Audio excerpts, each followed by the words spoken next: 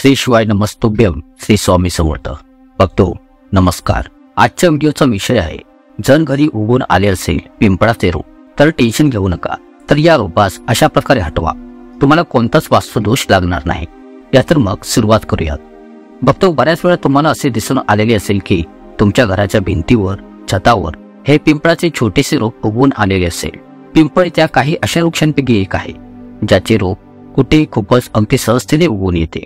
काही वेळा तर हे रोप घराच्या भिंतीवर अशा प्रकारे उगवून येते की याची वाढती मुळे त्या भिंतीला कमकुवत करतात. यात जेवढी जास्त मोकळी जागा मिळत जाते तेवढीच हे रोप अजून अधिक वाढत जाते आणि यास तोडण्यासही शुभदायी मानले जाते.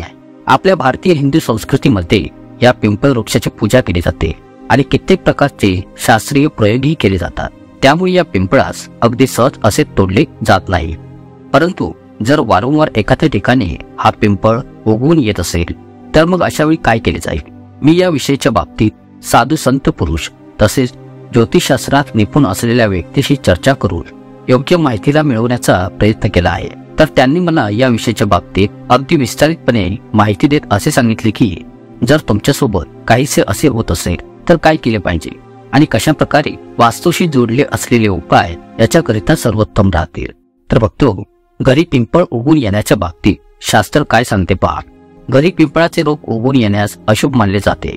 पिंपळामध्ये देवी देवतांचा वास असल्याचे मानले जाते. परंतु तिथेच जर हे घरी उगवून आले तर याने पितृदोष लागू शकतो. आपल्या घरी याचे अस्तित्व असणे हे पारिवारिक क्लेश कलहाचे संकेत देते आणि यास कोणत्याही परिस्थितीत शुभदायी समजले जाऊ शकत नाही.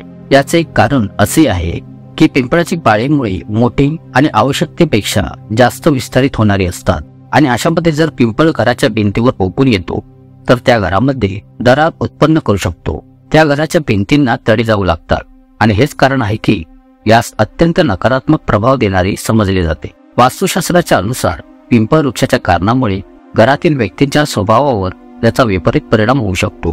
पिंपळ रोपाच्या घरामध्ये वारंवार उगवून येण्याने घर कुटुंब परिवारामध्ये वादविवाद, क्लेश कलह, अशांती, मतभेद तसेच ताणतणाव आदी उत्पन्न होऊ लागतात. याचा अर्थ हा आहे की तुमचे पितृ नाराज आहेत आणि तुम्हाला त्यांची शांती करून घेण्याची आवश्यकता आहे. जीवनामध्ये अशुभदायी घटनाही याच्या कारणामुळेच घडू लागतात आणि हे धनहानी आणि अपयशाचे कारण बनते.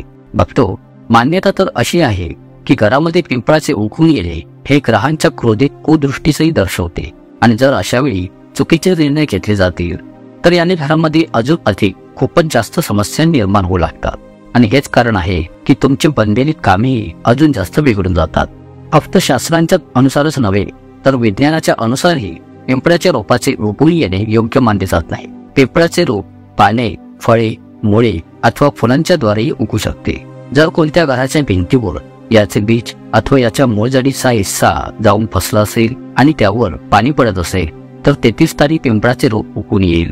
तसेच या रोपाचा विस्तार पशुपक्ष्यांच्या विष्ठेद्वारेही होतो, कारण की याच्या फळ व फुलांच्या बीजांना हे पक्षी खातात. तर बघतो, घराच्या आजूबाजूस जर कुठे पिंपळाचे रोप असेल तर याची मुळे जमिनीच्या आतूनही घरामध्ये पोहोचू शकतात आणि हेच कारण आहे की पिंपळ आणि वट वृक्षाच्या आजूबाजूच्या जवळील परिसरात घर बांधल्यानेही वास्तुदोष लागू शकतो. जर घरामध्ये उगवून आले असेल पिंपळाचे रोप तर काय सावधानता बाळगावी? तर तुम्ही हे अजिबात करू नका. तर यात सर्वात पहिले तर या पिंपळाच्या रोपास असेच उपटून फेकून देऊ नये. यास चांगले मानले जात नाही. याने तुमच्या पितरांना कष्ट पोहोचतात आणि संतान वृद्धीमध्ये हानी पोहोचते. पिंपळामध्ये शास्त्रांच्या अनुसार भगवान श्री विष्णूंचा वास असतो आणि अशामध्ये पिंपळास मुळासकट उपटून बाहेर फेकून देण्याचा अर्थ हा आहे की भगवान श्री विष्णूंना आपल्या घरातून बाहेर काढणे. तर मग अशा वेळी बघतो, धन आणि सुख समृद्धीसाठी करा हा उपाय. जर पिंपळाचे रोप घरी उगवून आले असेल तर 21 दिवस रोजच्या रोज याची पूजा करा. याच्या मुळाशी दूध अर्पण करा आणि मग त्यानंतर कोणा पंडिताकडून यास अगदी काळजीपूर्वक मुळासकट उपटून घेऊन कोणत्या योग्य स्थानी अथवा मंदिर परिसरात त्याचे रोपण करावे. अशामध्ये जसजसे हे रोप पुढे वाढत जाईल तसतशी तुमच्या सुख समृद्धीतही वाढ होत जाईल. जर पंडित उपलब्ध होत नसेल तर कुमारिक कन्येकडून याची पूजा करून घेऊन यास कोणत्या इतर योग्य ठिकाणी लावा. असे केल्याने ना केवळ तुमच्यावरील दोष दूर होतील तर उलट या पिंपळाच्या रुंदीने तुमची उन्नतीही निश्चित होत राहील. बघतो, आपणास सांगू इच्छितोय की पिंपळाचा जो मोठा वृक्ष असतो त्याच्या मुळाशी ज्या बारीक पारंब्या असतात, याच्या मुळाशी जे पाळे मुळांच्या लहान जटा असतात तेथील एका जटीस जर तुम्ही फक्त 3 गाठ मारता तर याने ही धनाची प्राप्ती होऊ लागते असे आपल्या शास्त्रांमध्ये वर्णन आहे. जर तुम्ही इच्छिताय की तुम्हाला आकस्मिक धनप्राप्ती व्हावी तर हा जो पिंपळ आहे त्याच्या ज्या जटा आहे त्यामध्ये 3 गाठ माराव्यात. याने होते काय की तुम्हाला लक्ष्मी कृपा प्राप्त होते, तुमच्या धनामध्ये वृद्धी होऊ लागते.